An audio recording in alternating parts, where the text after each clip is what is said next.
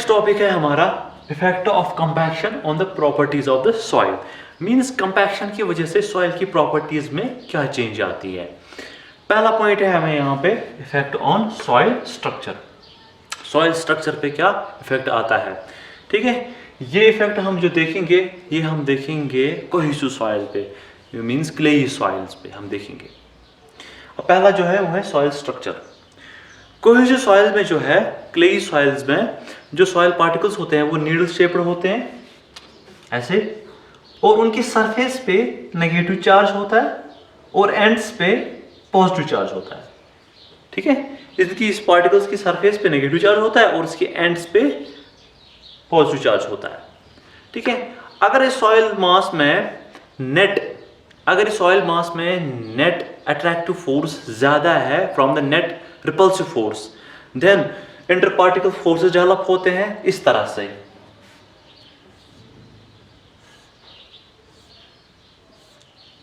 ठीक है। किस तरह से इंटर पार्टिकल फोर्सेस डेवलप होते हैं कि एक पार्टिकल का एंड अट्रैक्ट होता है to the surface of the other particle, similarly ये पार्टिकल अट्रैक्ट होता है to the surface of other particle, ठीक है। फिर इस पार्टिकल का एंड अट्रैक्ट होता है to the surface of other particle, ऐसे ऐसे, ठीक है, ऐसे। तो ऐसे बनते हैं। तो ऐसे सॉइल का हमें स्ट्रक्चर बनता है और इस स्ट्रक्चर को हम कहते हैं फ्लोकुलेटेड स्ट्रक्चर। फ्लोकुलेटेड स्ट्रक्चर, ठीक है। अगर इस सॉइल मास में नेट रिपल्सिव फोर्स ज्यादा है from the net attractive force, then repulsive force develop होते हैं और सॉइल पार्टिकल्स की अलाइनमेंट कुछ ऐसे होती है, कुछ ऐसे होती है सॉइल पार्टिकल की अलाइनमेंट, पैरेलल अलाइनमेंट होती है, ठीक है। लेकिन ये कब होती है पार्टिकल्स की ये वाली अलाइनमेंट? जब सॉइल मास में नेट रिपल्सिव फोर्स ज्यादा हो नेट अट्रैक्टिव फोर्स में, ठीक है। इस स्ट्रक्चर को हम कहते हैं डिस्पर्सिड स्ट्रक्चर।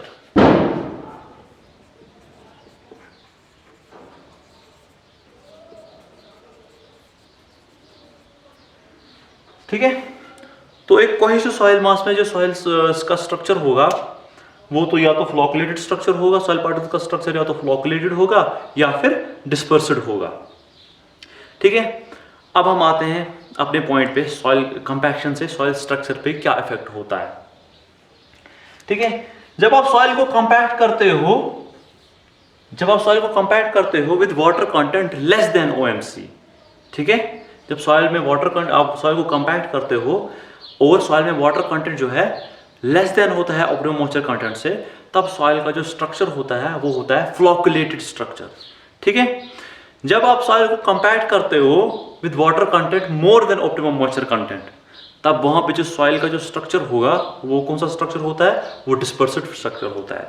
तो दैट मीन्स जब वाटर कंटेंट OMC से कम है तब सॉइल में नेट अट्रैक्टिव फोर्स ज्यादा होगा नेट रिपल्सिव फोर्स से, लेकिन जब आप सॉइल को कंपैक्ट करते हो अबव OMC तब वहां पे सॉइल की जो पार्टिकल्स है वो डिस्पर्स्ड होते हैं, वहां पैरेलल अलाइनमेंट होती है। तो दैट मीन्स वहां पे नेट रिपल्सिव फोर्स ज्यादा होता है नेट अट्रैक्टिव फोर्स से। अगर हम कंपैक्शन कर्व बनाए, कंपैक्शन कर्व आपको पता है वो कुछ ऐसे आती है,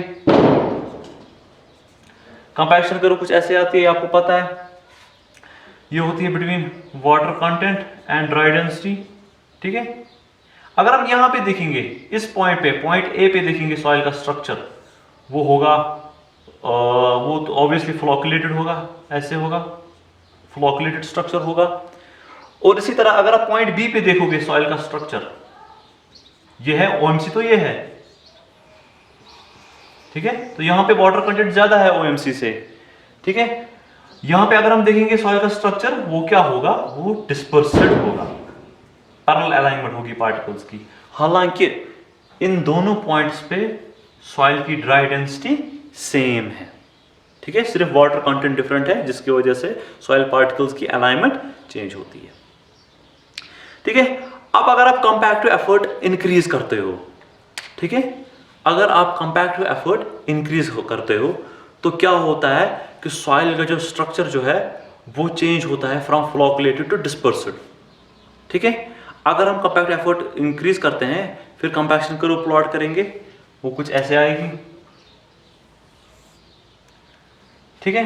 अगर आप इस पॉइंट पे देखोगे, मान लो ये पॉइंट सी है, इस पॉइंट पे भी सॉइल के जो स्ट्रक्चर जो होगा वो फ्लोक्युलेटेड ही होगा, लेकिन इतना ज्यादा फ्लोक्युलेटेड नहीं होगा जितना पॉइंट ए पे है। ख्याल रहे, इस पॉइंट सी पे सॉइल का स्ट्रक्चर जो है वो फ्लोक्युलेटेड ही होगा, लेकिन उतना फ्लोक्युलेटेड नहीं होगा जितना पॉइंट ए पे है। ठीक है, पॉइंट ए पे बहुत ज्यादा फ्लोक्युलेटेड है, पॉइंट सी पे भी उतना ज्यादा फ्लोक्युलेटेड नहीं होगा। ठीक है, और सिमिलरली अगर पॉइंट डी पे हम देखेंगे, पॉइंट डी पे ऑब्वियसली सॉइल का स्ट्रक्चर क्या होगा, वो तो डिस्पर्सिड ही होगा। ठीक है, इवन वो ये वाला डिस्पर्सिड इससे ज्यादा डिस्पर्सिड होगा। मींस अगर यहाँ पे कोई सॉइल पार्टिकल्स पैरेलल नहीं है, यहाँ पे इससे ज्यादा पैरेलल होंगे सॉइल पार्टिकल्स। ठीक है, तो ये सॉइल स्ट्रक्चर्स हम अच्छे से आराम से पढ़ेंगे जब हम पढ़ेंगे चैप्टर क्ले मिनरोलॉजी। ठीक है, तो क्ले मिनरोलॉजी में जब हम पढ़ेंगे तो हम वहाँ पढ़ेंगे कोर्स ग्रेन सॉइल के स्ट्रक्चर जो होते हैं, वो होता है single grain system, honeycomb system, इसी हनीकॉम स्ट्रक्चर। इसी तरह फाइन ग्रेन सॉइल में होते हैं फ्लोक्युलेटेड स्ट्रक्चर, डिस्पर्सिव स्ट्रक्चर, ये हम सारा पढ़ेंगे क्ले मिनरोलॉजी में फिलहाल। ठीक है, चूंकि कंपैक्शन के डिफरेंट मेथड्स है, सच एज टैंपिंग है, नीडिंग है बाय रोलर्स। ठीक है, बाय जो कंपैक्शन हम करेंगे नीडिंग एक्शन से, उससे ज्यादा डिस्पर्सिड स्ट्रक्चर्स पाए जाते हैं as compared to other methods of compaction. ठीक है, जो नीडिंग एक्शन से हम सॉइल को कंपैक्ट करेंगे, नीडिंग एक्शन हम यूज होती है बाय रोलर्स, रोलर्स सॉइल को कंपैक्ट करते हैं बाय नीडिंग एक्शन। ठीक है, उस वजह से ज्यादा सॉइल में जो है डिस्पर्सिड स्ट्रक्चर पाया जाता है as compared to other methods. Next point है हमारा परमेबिलिटी। अब परमेबिलिटी क्या होता है? परमेबिलिटी सिंपली होता है किस एज के थ्रू वाटर फ्लो करता है थ्रू सॉइल, उसको हम कहते हैं परमेबिलिटी। ठीक है, तो देखा गया है जब for a constant compacting effort, अगर आप सॉइल को कंपैक्ट कर रहे हो और कंपैक्टिंग एफर्ट आप कांस्टेंट रख रहे हो, तो परमेबिलिटी सॉइल की जो है वो डिक्रीज हो रही है with the increase in water content. ठीक है, जब आप सॉइल को कंपैक्ट कर रहे हो तो परमेबिलिटी देखा गया है सॉइल की परमेबिलिटी डिक्रीज होती है विद इंक्रीज। जब आप वाटर कंटेंट सॉइल पे इंक्रीज कर रहे हो, लेकिन सॉइल की परमेबिलिटी डिक्रीज हो रही है up to the optimum moisture content. ठीक है, ऑप्टिमम मॉइस्चर कंटेंट तक। तो ऑप्टिमम मॉइस्चर कंटेंट या थोड़ा ऑप्टिमम मॉइस्चर कंटेंट के ज्यादा सॉइल की परमेबिलिटी जो है वो मिनिमम होती है। ठीक है, तो उसके बाद जब आप सॉइल में वाटर कंटेंट ओएमसी से ज्यादा कर रहे हो, इंक्रीज कर रहे हो, तो देखा गया है सॉइल की परमेबिलिटी इंक्रीज हो रही है, लेकिन उतनी इंक्रीज नहीं हो रही है, थोड़ी सी इंक्रीज हो रही है। अब इसका रीजन क्या है? सबसे पहले हम देखेंगे पहले पार्ट में कि जब हम सॉइल को कंपैक्ट कर रहे हैं और वाटर कंटेंट इंक्रीज कर रहे हैं अप टू ओएमसी, तो सॉइल की परमेबिलिटी डिक्रीज हो रही है। ये इसलिए हो रहा है कि जब आपको पता है जब आप सॉइल को कंपैक्ट कर रहे हो और वाटर कंटेंट थोड़ा इंक्रीज कर रहे हो, तब सॉइल की पार्टिकल्स की ओरिएंटेशन चेंज होती है। आपको पता है सॉइल पार्टिकल्स पहले फ्लोक्युलेटेड होते हैं, तो वो आहिस्ता आहिस्ता किस शेप में चले जाते हैं? डिस्पर्सिड शेप में चले जाते हैं। और डिस्पर्सिड शेप में, डिस्पर्सिड स्ट्रक्चर में वॉइड्स कम होती है एज कंपेयर टू फ्लोक्युलेटेड स्ट्रक्चर, जिस वजह से सॉइल की परमेबिलिटी जो है वो कम होती है। अब मसला ये है कि आफ्टर ओएमसी, जब सॉइल में वाटर कंटेंट ओएमसी से ज्यादा चला गया, तब सॉइल में परमेबिलिटी इंक्रीज कैसे होती है? हालांकि स्लाइटली होती इंक्रीज होती है, लेकिन कैसे इंक्रीज होती है?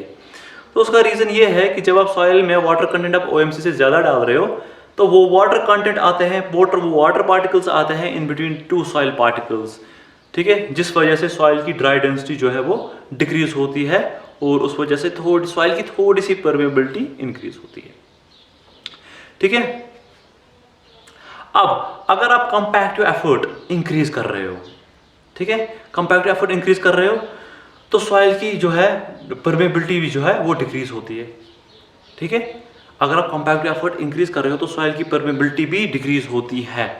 तो वो उसका रीजन क्या है? उसका रीजन ऑब्वियसली सॉइल का जो ओरिएंटेशन, सॉइल पार्टिकल्स की जो ओरिएंटेशन है वो चेंज होती है फ्रॉम फ्लोक्युलेटेड टू डिस्पर्सिड। फ्लोक्युलेटेड में वॉइड ज्यादा होती है, तो ऑब्वियसली परमेबिलिटी ज्यादा होती है, पानी आराम से पास हो सकता है। डिस्पर्सिड में आपको पता है वॉइड्स कम होते हैं, तो पानी आसानी से पास नहीं होता है। ठीक है, उस वजह से सॉइल की, अगर आप कंपैक्टिव एफर्ट इंक्रीज करते हो तो सॉइल की जो परमेबिलिटी है वो डिक्रीज होती है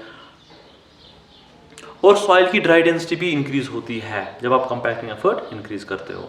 नेक्स्ट पॉइंट है हमें यहाँ पे स्वेलिंग।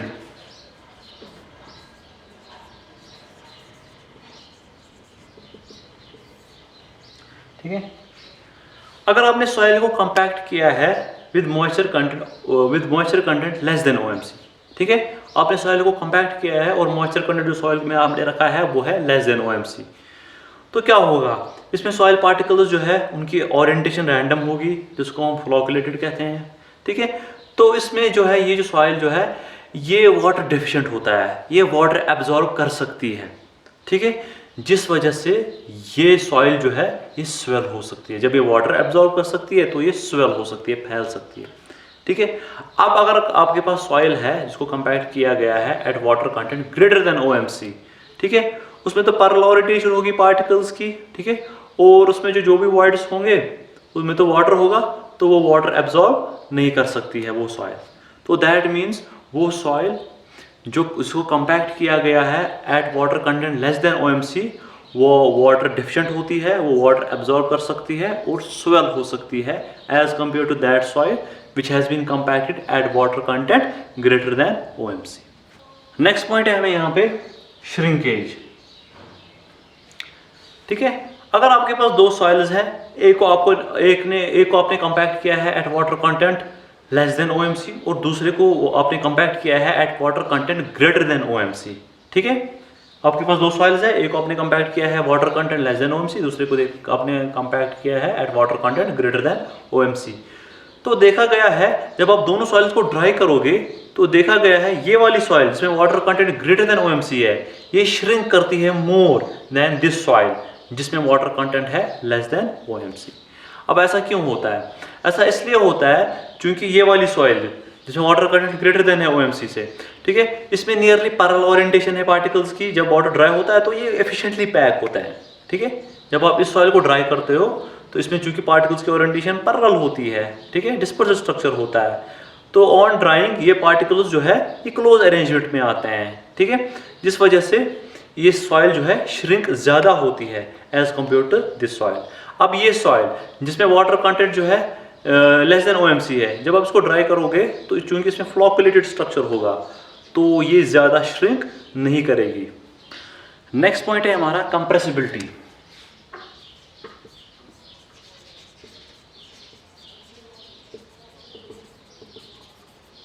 ठीक है, सबसे पहले कंप्रेसिबिलिटी ऑफ सॉइल क्या होता है? कंप्रेसिबिलिटी ऑफ सॉइल होता है सिंपली एक सॉइल मास में कितना वॉल्यूम डिक्रीज हो रहा है, कम हो रहा है on the application of constant static force. ठीक है, जब एक सॉइल मास में आप कांस्टेंट स्टैटिक फोर्स अप्लाई कर रहे हो तो उस वजह से सॉइल मास में कितना वॉल्यूम कम होता है, that is known as compressibility.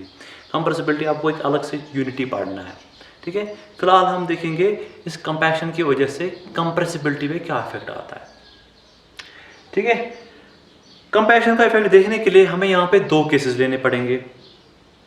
पहला, व्हेन स्ट्रेस इज लो,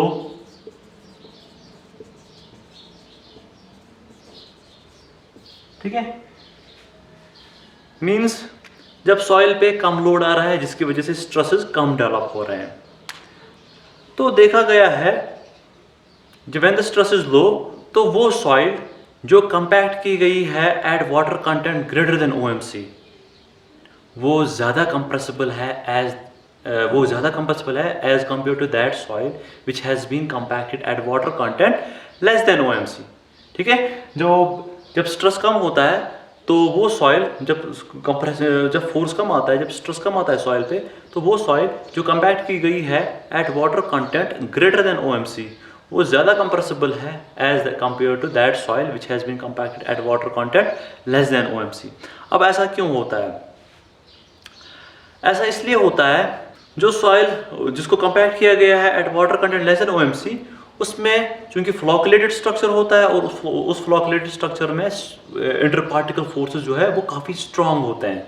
ठीक है, वो सॉइल जो कंपैक्ट की गई है at water content less than OMC उसमें फ्लोकुलेटेड स्ट्रक्चर होता है और उस फ्लोकुलेटेड स्ट्रक्चर में इंटर पार्टिकल फोर्सेस क्या होता है, बहुत स्ट्रांग होता है।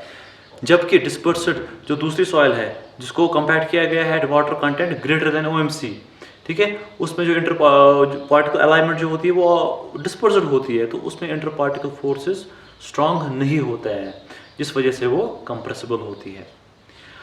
अब अगर when the stress is high,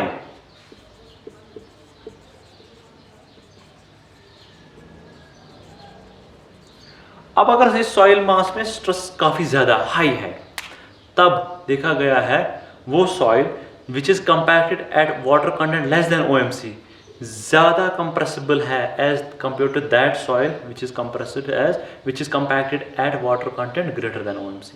ठीक है, तो जब स्ट्रेस हाई है तो उल्टा होता है, अपोजिट होता है इसका। अब ऐसा क्यों होता है? जब स्ट्रेस हाई होता है तो वो सॉइल जो जिसमें वाटर कंटेंट लेस देन है OMC से, वहाँ पे फ्लॉकुलेटेड स्ट्रक्चर जो है वो ब्रेक होता है, और फ्लॉकुलेटेड स्ट्रक्चर जब ब्रेक होता है और वो चला जाता है आहिस्ता आहिस्ता डिस्पर्सिव स्ट्रक्चर की तरफ से, डिस्पर्सिव स्ट्रक्चर की तरफ, विद द रिजल्ट सॉइल में जो है वॉल्यूम डिक्रीज होता है। तो हम कहते हैं कि इस टाइम पे ये वाली सॉइल ज़्यादा कंप्रेसिबल है as compare to that soil which has been compacted at water content greater than OMC। Next point है हमारा स्ट्रेस स्ट्रेन रिलेशनशिप।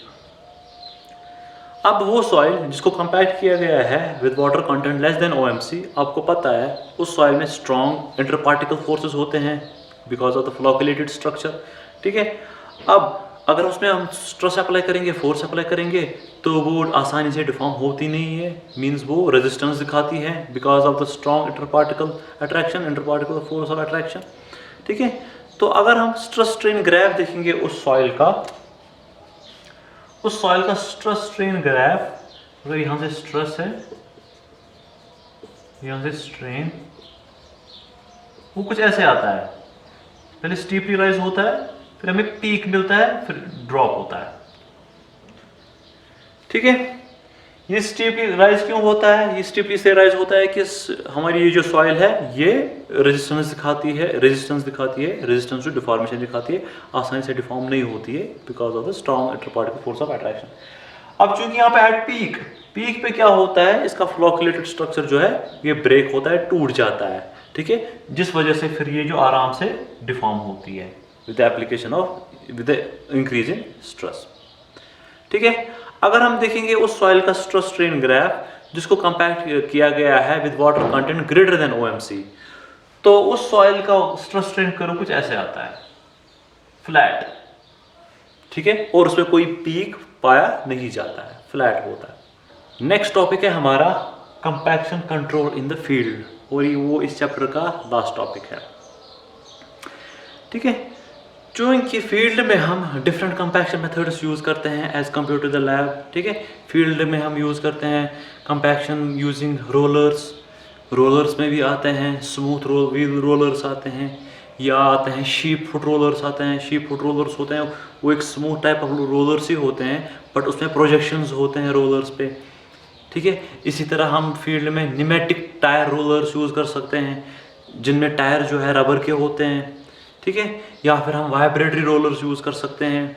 जबकि लेबोरेटरी में हम यूज़ करते हैं कौन सा मेथड ऑफ कंपैक्शन यूज़ करते हैं, टैंपिंग यूज़ करते हैं। ठीक है, तो दैट मीन्स जो फील्ड में जो हम OMC रखेंगे वो ज़रूरी नहीं है कि वो उस OMC के बराबर हो जो हमने लेबोरेटरी में निकाला है।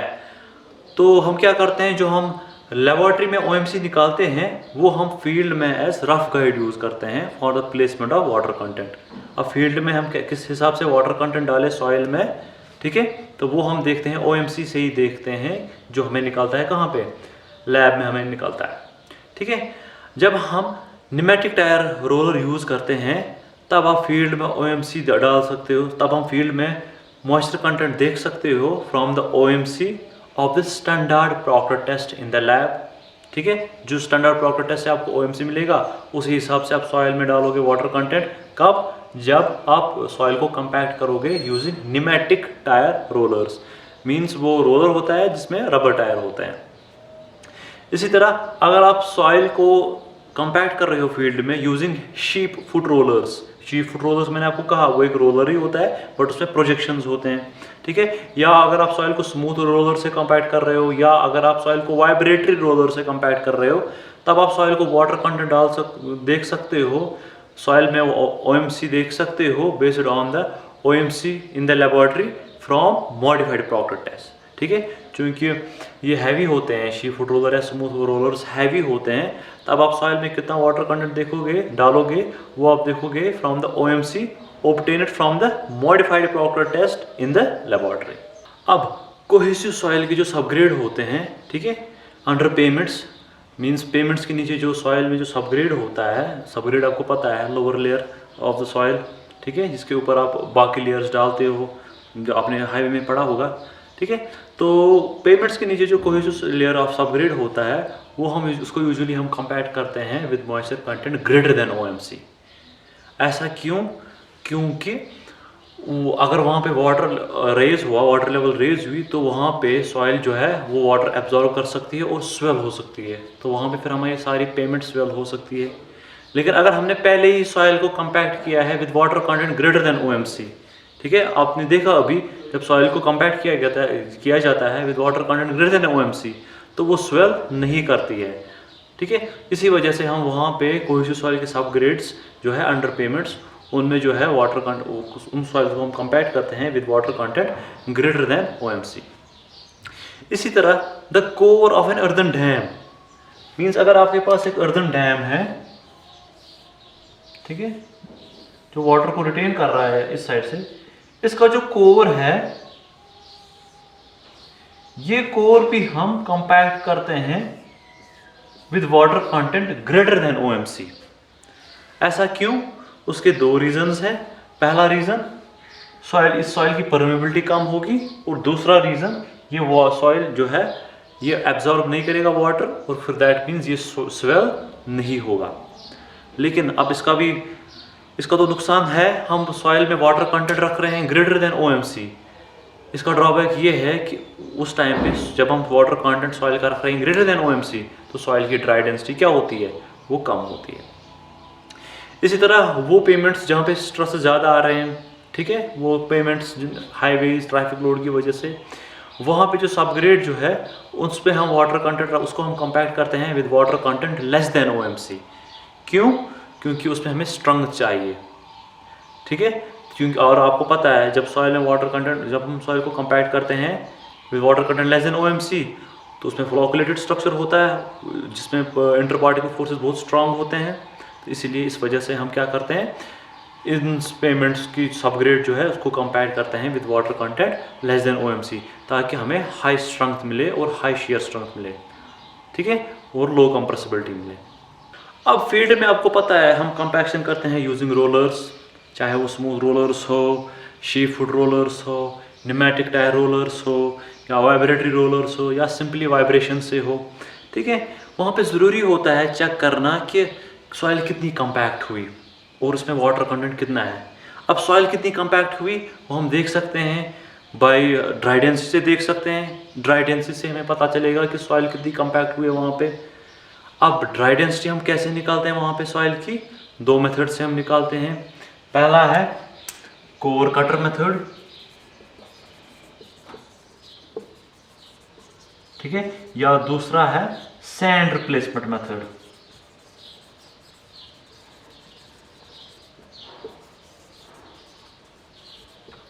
ठीक है, ये दोनों मेथड्स क्या है ये मैं आपको कॉलेज में लेबोरेटरी में कराऊंगा अगर लॉकडाउन खुला। अगर लॉकडाउन नहीं खुला फिर इन दोनों टेस्ट्स के मैं वीडियोस बनाऊंगा, ठीक है। फिलहाल आप याद रख लो सॉइल कितनी कंपैक्ट हुई ये हम देखेंगे ड्राई डेंसिटी से। अब ड्राई डेंसिटी हम कैसे निकालते हैं? इधर बाय कोर कटर मेथड और बाय सैंड रिप्लेसमेंट मेथड, ठीक है। अब सॉइल का वाटर कंटेंट कितना वहां पे है सॉइल का वो हमें देखना है। हमें देखना है वहां पे कि क्या वाटर कंटेंट OMC से ज़्यादा है या OMC से कम है, जितना हमें रखना है वहां पे सॉइल में। तो वाटर कंटेंट हम सॉइल का वहां पे फील्ड में देखते हैं इधर यूजिंग अल्कोहल मेथड, ठीक है, अल्कोहल मेथड या सैंड और सैंड रिप्लेसमेंट मेथड या कैल्शियम कार्बाइड मेथड।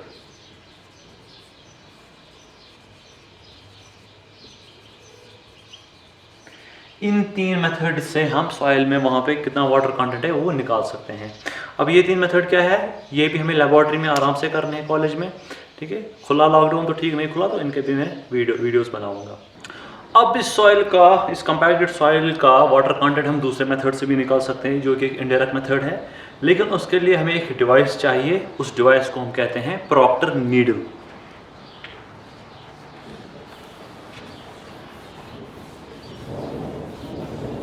ठीक है। तो उस डिवाइस को हम कहते हैं प्रॉक्टर नीडल।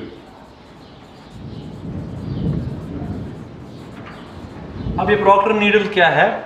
ये सिंपली एक नीडल है जो कि अटैच्ड होती है टू ए स्प्रिंग प्लंजर, ठीक है, ये है प्लंजर, तो यहाँ पे स्प्रिंग होता है, ठीक है, एक नीडल होता है जो प्लंजर के साथ अटैच्ड होती है, ठीक है। नीडल पे यहाँ पे ग्रेजुएशंस होते हैं, ये ग्रेजुएशंस हमें डिनोट करते हैं penetration of the needle. Penetration means needle ने कितना पेनिट्रेट किया है, कितने mm या कितने सेंटीमीटर नीडल ने पेनिट्रेट किया है सॉइल में, ये ग्रेजुएशंस हमें वही बताते हैं। यहाँ पे नीडल के टिप पे एक नीडल कैप होती है या नीडल पॉइंट जिसको हम कहते हैं। इस नीडल पॉइंट का डिफरेंट नीडल पॉइंट्स होते हैं, वेरिंग डायमीटर होते हैं, ठीक है। अब इस प्लंजर पे भी ग्रेजुएशंस होते हैं, ये ग्रेजुएशंस हमें बताते हैं अप्लाइंग फोर्स, हम कितना फोर्स अप्लाई कर रहे हैं, ठीक है, फोर्स, हम कितना फोर्स अप्लाई कर रहे हैं वो यही बताता है हमें, किसमें, न्यूटन में या किलो न्यूटन में। और यहां पे एक स्लाइडिंग रिंग होता है, उस स्लाइडिंग रिंग से ही हमें पता चलता है कि हमने कितना फोर्स अप्लाई किया है, कैसे, और आपको आगे बताऊंगा मैं, ठीक है। तो सिंपली प्रॉपर नीडल क्या है? प्रॉपर नीडल सिंपली एक नीडल होती है जो कनेक्टेड होती है टू स्प्रिंग प्लंजर। स्प्रिंग है, प्लंजर यहाँ पे, नीडल में भी ग्रेजुएशंस होते हैं जो हमें डिनोट करते हैं कि नीडल ने कितना पेनिट्रेट किया है सॉइल में, और ऊपर जो होते हैं प्लंजर में ग्रेजुएशंस होते हैं वो हमें बताते हैं कि हम कितना फोर्स अप्लाई कर रहे हैं इस प्रॉक्टर नीडल पे, ठीक है। और यहाँ पे एक स्लाइडिंग रिंग होती है, स्लाइडिंग रिंग एक्चुअली हमें बताती है कि हमने कितना फोर्स अप्लाई किया है। जहाँ पे जिस मार्क पे स्लाइडिंग रिंग होगी हम वही मार्क देते हैं, तो उतना हम वही मार्क देखते हैं तो उतना ही फोर्स हमने अप्लाई किया होता है, ठीक है। और यहाँ पे एक नीडल पॉइंट होता है, मैंने कहा आपको डिफरेंट नीडल पॉइंट्स होते हैं ऑफ वेरिंग डायमीटर, ठीक है। कोहेसिव सॉइल के लिए हम needle point of large cross section area use करते हैं, और कोहेशनलेस सॉइल्स के लिए हम needle point of smaller cross section area use करते हैं। अब हम वाटर कंटेंट कैसे निकालते हैं? सबसे पहले हमें कैलिब्रेशन करना पड़ता है। कैलिब्रेशन के लिए हम क्या करते हैं, हम वही सॉइल जो फील्ड में है वो ले आते हैं, ठीक है, वो लैब में ले आते हैं और at a particular water content इसको कंपैक्ट करते हैं हम इन प्रॉक्टर मोल्ड, बिल्कुल 3 लेयर्स में हम डालते हैं वगैरह प्रॉक्टर मोल्ड में, कंप्लीट उस प्रॉक्टर मोल्ड में हम सॉइल को डालते हैं और कंपैक्ट करते हैं, बिल्कुल जिस तरह हम स्टैंडर्ड प्रॉक्टर टेस्ट में कंप्लीट करते हैं। उसके बाद हम क्या करते हैं, ये प्रॉक्टर नीडल लाते हैं और इसको नीडल पॉइंट यहाँ पे कनेक्ट करते हैं, कोई सूटेबल नीडल पॉइंट हम कनेक्ट करते हैं, ठीक है, उसको यहाँ पे स्क्रू करते हैं ताकि टाइट हो। उसके बाद हम क्या करते हैं, इस प्रॉक्टर नीडल को हम इंसर्ट करते हैं किसमें, इसी मोल्ड में जिसमें सॉइल है। कितना हमें इंसर्ट करना है, 7.5 सेंटीमीटर, और इंसर्टिंग रेट क्या है, इंसर्टिंग रेट है 1.25 सेंटीमीटर पर सेकेंड। कैसे, हमने इस नीडल को उठाया और मोल्ड में डाला और टॉप से हम प्रेशर अप्लाई करते हैं ताकि नीडल किस में जाए, मोल्ड में जाए, और कितनी जानी चाहिए, 7.5 सेंटीमीटर, और रेट होनी चाहिए 1.25 सेंटीमीटर पर सेकेंड। तो उसके बाद हम क्या करेंगे, जब ये 7.5 सेंटीमीटर पेनिट्रेट करेगा तो हम यहाँ पे देखेंगे हमने कितना फोर्स अप्लाई किया है, तो हम निकालते हैं और हम देखेंगे फोर्स हमने कितना अप्लाई किया है। तो जितना हमने फोर्स अप्लाई किया है उतनी ही सॉइल ने रेजिस्टेंस दिखाई होगी, ठीक है, जितना हमने फोर्स अप्लाई किया है उतनी ही सॉइल ने रेजिस्टेंस दिखाई है। तो हम निकालते हैं यहाँ पे resistance per unit area. Resistance per unit area वो कैसे हम निकालेंगे, वो आर, वो आएगा ये फोर्स, यहाँ पे फोर्स कितना अप्लाई हुआ है divide by area of the needle point, ठीक है, ये हमने निकाला रेजिस्टेंस पर यूनिट एरिया। इसके बाद हम क्या करते हैं, इस मोल्ड में से सॉइल को बाहर निकालते हैं और वाटर कंटेंट इंक्रीज करते हैं, ठीक है, फिर उसको कंपैक्ट करते हैं 3 लेयर्स में टॉप तक, फिर से हम डालते हैं इसे प्रॉक्टर नीडल, ठीक है, फिर से हम इसमें देखते हैं कितना प्रेशर अप्लाई करते हैं प्रॉक्टर नीडल में, कितना, ताकि पेनिट्रेशन 7.5 सेंटीमीटर हो, ठीक है। फिर हम देखते हैं यहाँ पे फोर्स कितना हमने अप्लाई किया है, फिर हम निकालते हैं रेजिस्टेंस पर यूनिट एरिया, ठीक है। तो इसी तरह हमें 5-6 रीडिंग्स करनी है एट डिफरेंट वाटर कंटेंट्स। उसके बाद हमें एक ग्राफ प्लॉट करना है, किस किस के बीच, हमें ग्राफ प्लॉट करना है between resistance per unit area and water content. वो कुछ ऐसे आता है, ठीक है। एक्स एक्सिस के थ्रू हम वाटर कंटेंट डिनोट करते हैं और वाई एक्सिस के थ्रू रेजिस्टेंस, और रेजिस्टेंस होती है किलो न्यूटन पर सेंटीमीटर स्क्वायर, और वाटर कंटेंट हम दिखाते हैं परसेंटेज में, ठीक है। फिर हम ये ग्राफ प्लॉट करते हैं, ये ग्राफ कुछ ऐसे आता है। उसके बाद फील्ड में जहाँ पे हम कंपैक्शन कर रहे हैं, जहाँ पे हमें वाटर कंटेंट देखना है कितना है सॉइल का, तो हम क्या करते हैं, वहाँ से कुछ सॉइल सैंपल लेते हैं और उसको लैब में लेते हैं और मोल्ड में इसको डालते हैं, ठीक है। मोल्ड में कंपैक्ट करते हैं बिल्कुल उसी तरह। उसके बाद हम क्या करते हैं, प्रॉक्टर नीडल लाते हैं, सेम प्रॉक्टर नीडल डालते हैं उसमें, ठीक है। प्रॉक्टर नीडल के टॉप पे प्रेशर अप्लाई करते हैं ताकि प्रॉक्टर नीडल की पेनिट्रेशन कितनी हो, 7.5 सेंटीमीटर। तो वहाँ पे हम देखते हैं कि इस प्रॉक्टर नीडल की रेजिस्टेंस कितनी है। जितनी रेजिस्टेंस होगी फिर हम जाते हैं इस ग्राफ पे, इस ग्राफ पे देखते हैं कि वो रेजिस्टेंस कहाँ पे आती है। मान लो यहाँ पे आती है, यहाँ पे आप सीधा देखेंगे नीचे डाउनवर्ड्स वाटर कंटेंट कितना है, तो उतना ही वाटर कंटेंट होगा सॉइल का फील्ड में, ठीक है। इसी तरह हम फील्ड में वाटर कंटेंट निकालते हैं यूजिंग प्रॉक्टर नीडल। यूजुअली ये मेथड यूज़ किया जाता है फॉर कोहेसिव सॉइल्स, कोहेसिवलेस सॉइल्स के लिए उतना एक्यूरेट मेथड ये नहीं है। अब नेक्स्ट टॉपिक, हमें छोटा सा एक टॉपिक है यहाँ पे जिसका नाम है रिलेटिव कंपैक्शन। अब फील्ड में कितनी मैक्सिमम ड्राई डेंसिटी अचीव होगी उसको कंपेयर किया जाता है with the maximum dry density achieved in the laboratory, either using by standard Proctor test और बाय मॉडिफाइड प्रॉक्टर टेस्ट, ठीक है। तो यहाँ पे रिलेटिव कंपैक्शन को डिफाइन किया जाता है as ratio of maximum dry density achieved in the field to the maximum dry density achieved in the lab multiplied by 100, ठीक है।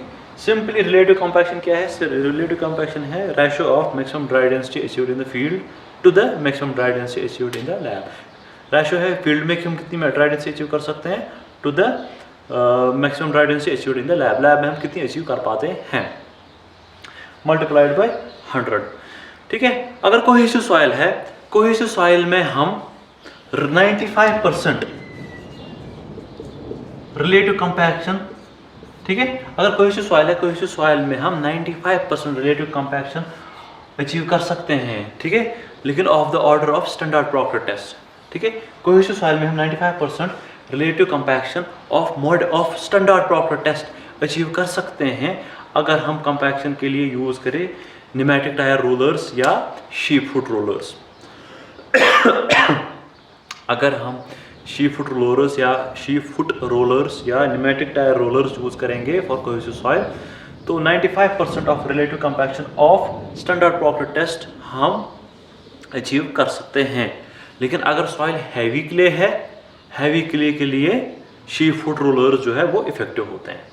अगर मॉडरेटली कोहेसिव सॉइल है, उसके लिए हम 95% रिलेटिव कंपैक्शन भी अचीव कर सकते हैं ऑफ मॉडिफाइड प्रॉक्टर टेस्ट, ठीक है।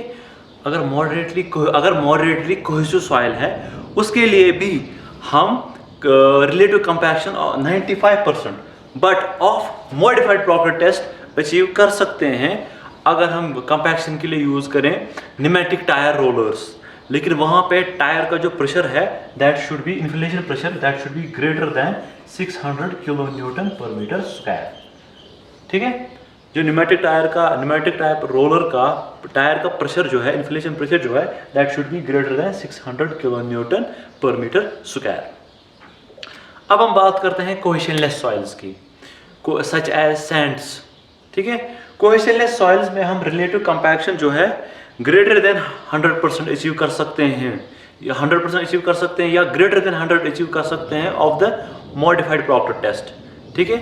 तो वो हम अचीव कर सकते हैं ईदर यूजिंग वाइब्रेटरी रोलर्स और बाय यूजिंग वाइब्रेटरी इक्विपमेंट्स, क्योंकि कोहेशनलेस सॉइल्स को सूट करता है कंपैक्शन बाय वाइब्रेशंस, ठीक है, और कोहेसिव सॉइल्स को बाय रोलर्स, ठीक है। यहाँ पे हम एक सिंपल सा क्वेश्चन करेंगे कंपैक्शन पे। ये लास्ट टाइम एग्जामिनेशन में आया था आपके, शायद हाँ उससे पहले भी एक बार ये क्वेश्चन आया है। तो क्वेश्चन आपकी स्क्रीन पे ये है। The following results were obtained from a standard compaction test on a sample of soil. ठीक है, तो दिया गया है वाटर कंटेंट दिया गया है और mass of the wait soil दिया गया है। ठीक है, और ये कौन सा वाटर कंटेंट है? ये वो वाटर कंटेंट जब हम स्टैंडर्ड प्रॉपर टेस्ट करते हैं तो डिफरेंट टाइम्स पे हम निकालते हैं वाटर कंटेंट, तो ये वही वाटर कंटेंट है। और mass of the wait soil दे के है। कौन सा mass of the wait soil? जब हम सॉइल को डालते हैं प्रॉक्टर में, उसके बाद जब हम सॉइल का वेट करते हैं प्रॉक्टर मोल्ड में, जब हम सॉइल को डालते हैं उसके बाद हम वेट करते हैं मोल्ड का, तो उसके बाद जो वहाँ से वेट आता है उस वेट को माइनस करते हैं weight of the empty mould, तो आपको वहाँ मिलता है mass of the wait soil. The volume of the mould used was 950 ml. Make necessary calculations and plot the compaction curve and obtain maximum dry density and optimum water content. तो also calculate void ratio, degree of saturation, theoretical maximum dry density, take specific gravity is equal to 2.70. तो given क्या क्या हमें है? एक ये वाला given column water given है, ये वाला रो हमें गिवन है वाटर कंटेंट कितना है, ठीक है, और मास ऑफ वेट सॉइल दे के है, ये भी हमें गिवन है। इसके बाद हम सबसे पहले क्या निकालेंगे? हम सबसे पहले निकालेंगे बल्क डेंसिटी। बल्क डेंसिटी किसके बराबर होती है? Mass divide by volume. Volume हमें पता है, वॉल्यूम ऑफ द मोल्ड होगा 950 मिलीलीटर, वो हमें गिवन है। ठीक है, तो उसके बाद जब हम बल्क डेंसिटी आराम से निकाल सकते हैं। कैसे? इस मास को डिवाइड करेंगे 950 ml से, इसको डिवाइड करेंगे 950 ml से तो ये निकलेगा, इसको डिवाइड करेंगे 950 ml से तो ये निकलेगा। इसी तरह हमें हर किसी पॉइंट पे बल्क डेंसिटी मिलेगी। ठीक है, हर किसी वाटर कंटेंट पे हमें बल्क डेंसिटी मिलेगी। इसके बाद हम निकालेंगे ड्राई डेंसिटी। ड्राई डेंसिटी किस इक्वेशन से निकालेंगे? Bulk density divide by 1 plus water content. ठीक है, बल्क डेंसिटी हमें यहाँ पे मिली और वाटर कंटेंट भी हमें पता है, तो हम ये इक्वेशन यूज करके हम निकालेंगे डिफरेंट वाटर कंटेंट्स पे क्या निकालेंगे? ड्राई डेंसिटी निकालेंगे। उसके बाद हम निकालेंगे वॉइड रेशो, क्योंकि क्वेश्चन बोल रहा है हमें वॉइड रेशो भी निकालो। तो वॉइड रेशो के लिए हम यूज करेंगे equation rho D is equal to G rho W divided by 1 plus E. ठीक है, तो इसको यहाँ पे लेंगे तो 1 plus E is equal to G rho W divide by rho D. तो ये अगर निकालना हो तो किसके बराबर आएगा? G rho W divide by rho D minus 1। तो उसी से हमने निकाला है यहाँ पे वाइड रेशो। तो जी तो पता है, जी 2.70 है, देखे हैं क्वेश्चन में। रो डब्ल्यू डेंसिटी ऑफ वाटर कितनी है? 1 होती है, आपको पता है 1 ग्राम पर सीसी। रो डी तो हमने निकाला, तो हर किसी वाटर कंटेंट पे आप क्या निकाल सकते हो? वाइड रेशो निकाल सकते हो। ठीक है, इसके बाद हम डिग्री ऑफ सैचुरेशन निकालेंगे, क्योंकि क्वेश्चन कह रहा है डिग्री ऑफ सैचुरेशन भी निकालो। तो वो कैसे निकालेंगे? हम यूज करेंगे E S is equal to W G. तो एस किसके बराबर आएगा? W G divide by E, water content into specific gravity divide by void ratio. तो वाटर कंटेंट भी पता है, स्पेसिफिक ग्रेविटी भी पता है, वाइड रेशो भी पता है, तो निकालो डिग्री ऑफ सैचुरेशन हर किसी पॉइंट पे। और लास्ट में हमें क्वेश्चन कह रहा है थ्योरेटिकल मैक्सिमम ड्राई डेंसिटी निकालो। थ्योरेटिकल मैक्सिमम ड्राई डेंसिटी आपको पता है, ये वो मैक्सिमम ड्राई डेंसिटी है जो थ्योरेटिकली अचीव होती है at a particular water content. Theoretically achieve होती है at a particular water content. तो वो किस उसकी इक्वेशन क्या है आपको पता है? G rho W divide by 1 plus G W.